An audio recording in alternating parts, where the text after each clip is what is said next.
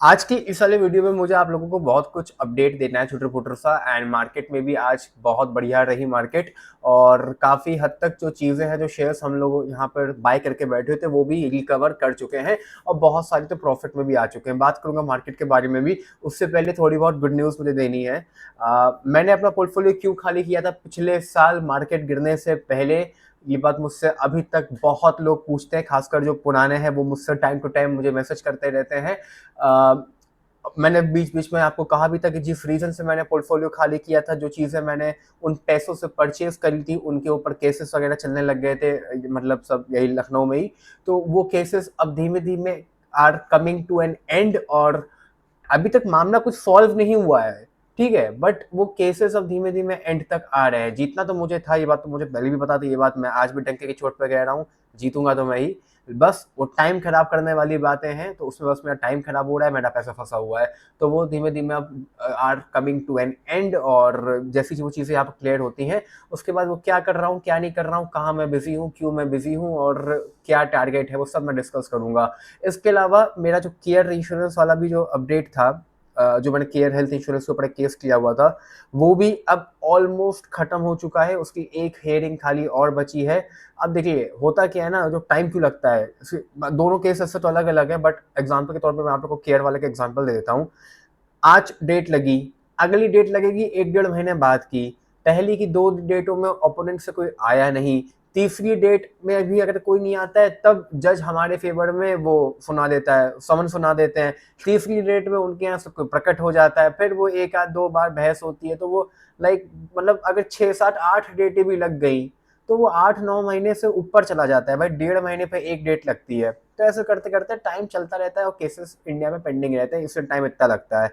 तो केयर का भी जो मेरे जो वो था कंज्यूमर कोर्ट में जो मैंने केस कर रखा था, वो भी अब होपफुली आने वाले 1-2 महीने में खत्म हो जाना चाहिए। और फिलहाल उसमें भी क्या मुझे कंपनसेशन मिलेगा, कैसे क्या रहेगा, वो तो मैं भी नहीं कह सकता। वो तो जज के ऊपर डिपेंड करेगा, जज क्या उसमें अलाउ करता है, क्या नहीं अलाउ करता है। बाकी मैंने तो लॉयर की फीस दी थी, तो लॉयर की फीस तो ओपोनेंट ही भरेगा फिर मेरी। मतलब वो होता नहीं, लीगल एक्सपेंस भी सारे मुझे मिलते हैं कंपनसेशन के तौर पे, तो वो भी मुझे मिलेंगे। और कितना पैसा मुझे मिलेगा, ऐसा कोई बहुत बड़ा क्लेम फाइल नहीं किया था, 70-80 हज़ार रुपये का तो क्लेम फंसा हुआ था मेरा। उसके ऊपर जो भी अब जज सैंक्शन कर दे कंपनसेशन के नाम पे, वो तो उनके हाथ में है। तो ये हो गई 2 चीज़ें यहाँ पर। इसके अलावा खैर केयर से ज़्यादा तो जो मेरा मन है, वो मेरा जो पैसा फंसा हुआ है, मुझे उस पे ज़्यादा है कि वो पैसा मेरा, मतलब वो केस खत्म हो तो वो मुझे चीज़ मिले, और फिर उस चीज़ को मैं आगे, उस चीज़ को लेके मैं आगे बढ़ूँ फिर, और आप लोग को भी बताऊँ कि मैं क्या कर रहा हूँ। है तो वो रियल एस्टेट से रिलेटेड, मैं इतना डिस्क्लोज़ कर दे रहा हूँ आज पहली बार। बट रियल एस्टेट से रिलेटेड है, बट वो ऐसा नॉर्मल रियल एस्टेट नहीं है जो आप सोच रहे हो कि कोई चीज़ मैंने परचेज़ कर ली और कुछ उसमें हो गया है। मतलब इतना वो नॉर्मल नहीं है, कुछ कॉम्प्लिकेटेड था, कुछ अलग था, कुछ डिफरेंट था, जो आप लोगों को कभी सुना होगा लेकिन कभी किसी को करते हुए नहीं देखा होगा।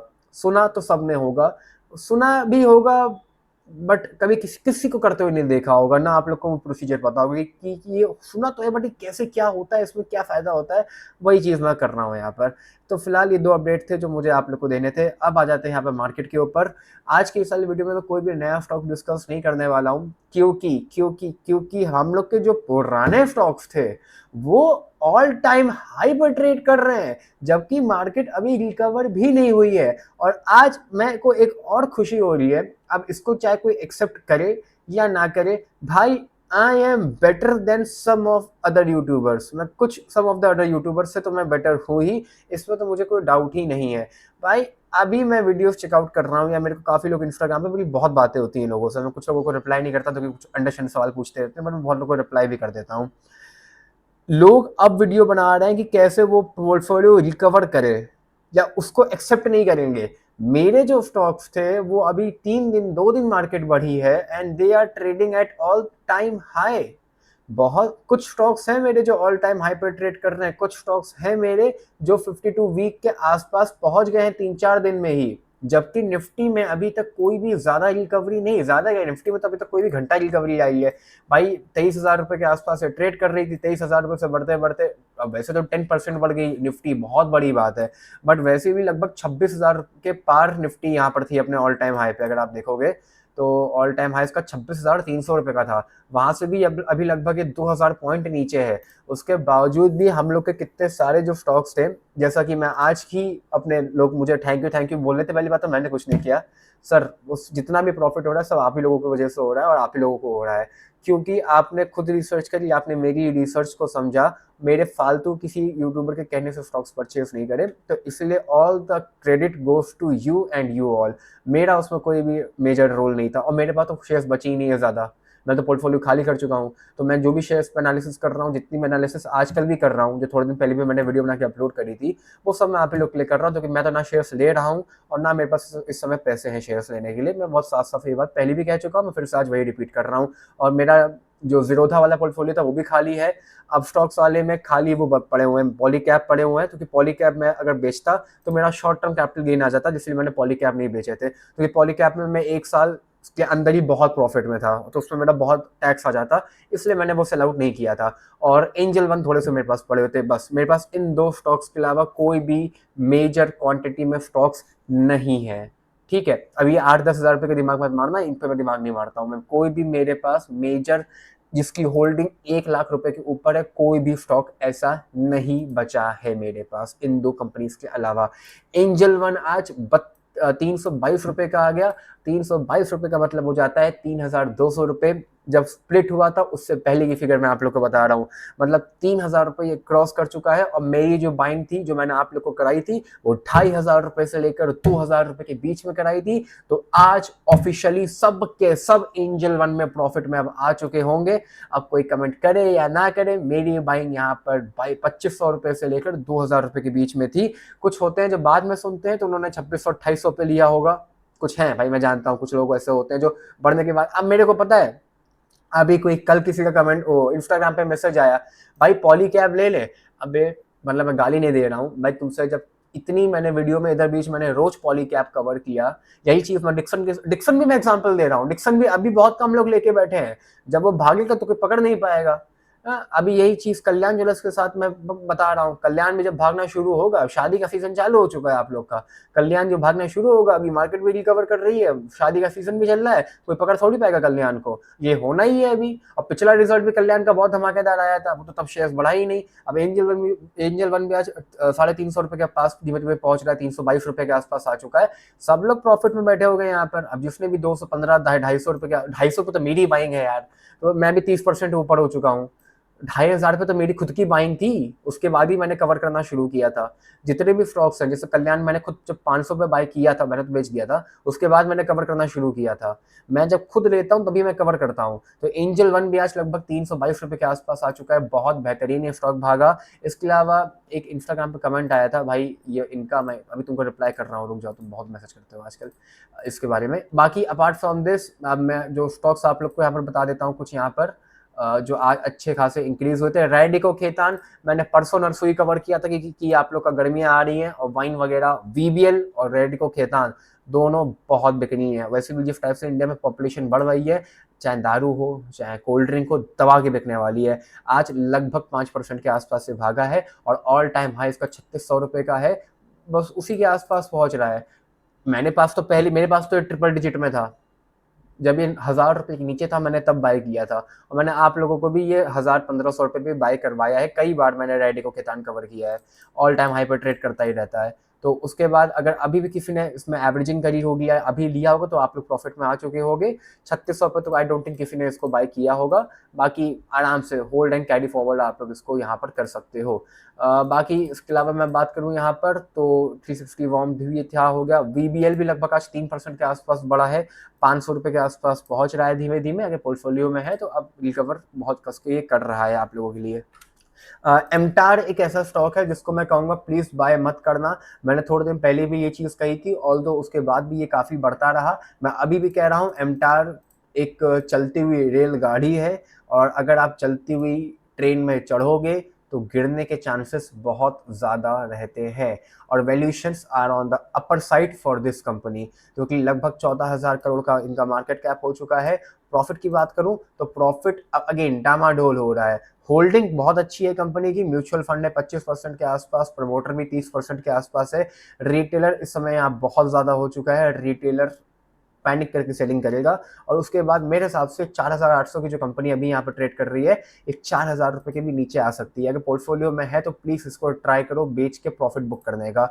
बाकी ई क्लेरिक्स को भी मैं कवर करना चाहूँगा। मैं बार बार ई क्लेरिक्स को भी रोज कवर कर रहा था कि अगर किसी के पास है तो बस से चाहो तो एंट्री ले सकते हो, तो इसमें ले लो जिन्होंने भी टॉप पे बुक किया था। अब अगर किसी ने इसको 1200 रुपये के आसपास, 1400 रुपये के आसपास फिर से बाय किया होगा तो आप लोग अगेन 20% प्रॉफिट में आ चुके होंगे। 5-6% तो यहाँ पर आज ही बढ़ा है। और अगर पहले प्रॉफिट बुक नहीं किया था तो अभी फिलहाल और रहने दो, वापस से 2100-2500 रुपये के आसपास जब ये जाएगा तब प्रॉफिट बुक करने की बात हम लोग यहाँ की करने वाले हैं।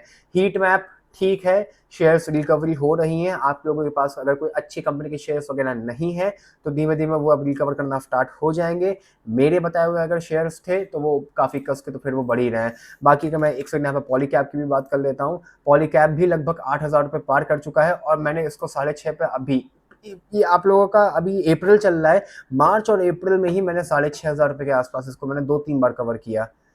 6.5 नहीं, मतलब 6900, 6600 जितने भी था मुझे याद नहीं है, वीडियोस पड़ी हुई हैं। मैंने इनको कई बार मैंने इसको कवर किया। अगर आपने किसी ने भी इसको कहीं भी बाय किया होगा तो अगेन 20% के आसपास प्रॉफिट में होगे। और अगर पहले की बाइंग है, अल्टीमेटली तो मैंने जो बाइंग यहाँ पर आप लोगों को करवाई थी वो आई थिंक यहाँ कहीं करवाई थी, यहाँ पे 5000 या 4000 रुपये मैंने कहीं बाइंग कराई थी। खुद तो मेरी 3000 रुपये के आसपास की बाइंग थी। तो आप लोग अल्टीमेटली तो यहाँ पे प्रॉफिट में हो गई, उसमें तो कोई डाउट है नहीं। तो बढ़िया है, ये भी आप लोग आराम से इसको कैरी फॉरवर्ड कर सकते हो। बाकी और भी कई सारे स्टॉक्स हैं। कल्याण आज उतना ज़्यादा नहीं बढ़ा, 3% नीचे ही गया। कहीं ना कहीं गोल्ड का प्राइस फ्लक्चुएशन के कारण ये चीज़ें यहाँ पर हो रही हैं, क्योंकि मार्केट जब रिकवर करती है तो थोड़ा थोड़ा यहाँ पर गोल्ड डाउन जाता है, गोल्ड और सिल्वर दोनों।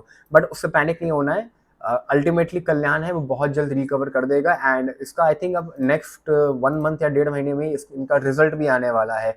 रिजल्ट में अगर जो प्रॉफिट है वो 1000 करोड़ पार जाता है then this company is highly undervalued. Although I don't think कि 1000 करोड़ के आसपास अभी जा पाएगा। अभी लगभग 850 करोड़ के आसपास इनका प्रॉफिट फिलहाल एक बार हॉल्ट मारेगा। 850 करोड़ भी अगर प्रॉफिट ये लोग डिक्लेयर करते हैं तो भी कंपनी 60-70 हज़ार करोड़ की वैल्यूएशन पे इजीली जानी चाहिए। भाई गोल्ड का काम है, छोटा मोटा काम नहीं है। इसके अलावा और मैं अगर यहाँ पर बात करूँ तो कैम्प्स भी लगभग धीमे धीमे 750 रुपये के आसपास पहुंच चुका है। CDSL भी लगभग 1400 रुपये के आसपास पहुंच रहा है और 1200 रुपये पे इधर बीच ही काफ़ी टाइम तक ट्रेड कर रहा था पिछले महीने मार्च वगैरह में। तो किसी ने भी अगर बाई किया होगा तो आप लोग अच्छे खासे प्रॉफिट में यहाँ पर आ गए होंगे। और इसके अलावा भी 1800 रुपये के आसपास का जो टारगेट है 1400 रुपये पहुँच ही चुका है, तो धीमे धीमे वो भी फिर ऊपर निकल ही जाएगा। तो CDSL भी ठीक ठाक यहाँ पर परफॉर्म कर रहा है और अपने वापस से रिकवरी कर चुका है। आई डोंट थिंक कि अब इसमें भी यहाँ पे कोई लॉस में सच बैठा होगा। अच्छा, इसके अलावा आप लोग आज अपने शेयर्स कमेंट कर दो ताकि कल की वीडियो में मैं आप लोगों के शेयर्स एक बार चेकआउट कर लूँ वापस से कि आई थिंक, क्योंकि अब मुझे चेकआउट करना है कि आप लोगों के जो पोर्टफोलियो है वो कितना कसके रिकवर कर रहे हैं। और जो मेरे जो नए स्टॉक्स मैंने आप लोगों को 2 दिन 3 दिन पहले की वीडियो में जो मैंने बताए थे आप लोगों को इस वाली वीडियो में और इस वाली वीडियो में, इनको भी आई थिंक कि किसी ने अभी तक तो सच बाय नहीं किया है। बट अगर कोई उनमें से किसी भी स्टॉक किसी ने बाय किया है तो एक बार मुझे डिस्क्लोज कर दो ताकि मैं रेगुलर उनको भी फिर कवर करना स्टार्ट कर दूं। मैंने आज की वीडियो में कोई भी नए स्टॉक्स कवर नहीं करे हैं क्योंकि आज मार्केट अच्छी खासी थी, तो आज कोई भी स्टॉक डिस्कस करना बेकार था। सारे स्टॉक्स लगभग ग्रीन ही थे जो ठीक ठाक हैं, इसलिए लगेगा कि बस स्टॉक तो उड़ा जा रहा है, जबकि ऐसा नहीं है। मार्केट ग्रीन थी इसलिए वो स्टॉक्स आज अच्छे खासे इंक्रीज हुए हैं।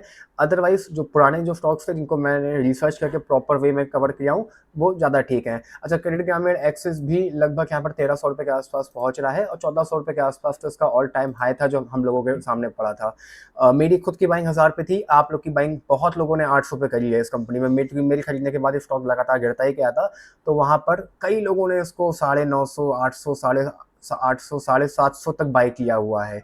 तो आप लोग तो भयंकर प्रॉफिट में होंगे, बाकी मैं भी प्रॉफिट में ही हूँ। तो फिलहाल आज की सारी वीडियो में इतना ही। मिलता हूँ मैं आप लोगों से कल परसों में कौन वीडियो के साथ। और अपने स्टॉक्स कमेंट करना मत भूलना एक बार नीचे कमेंट सेक्शन में, ठीक है। Bye bye, take care, love you all.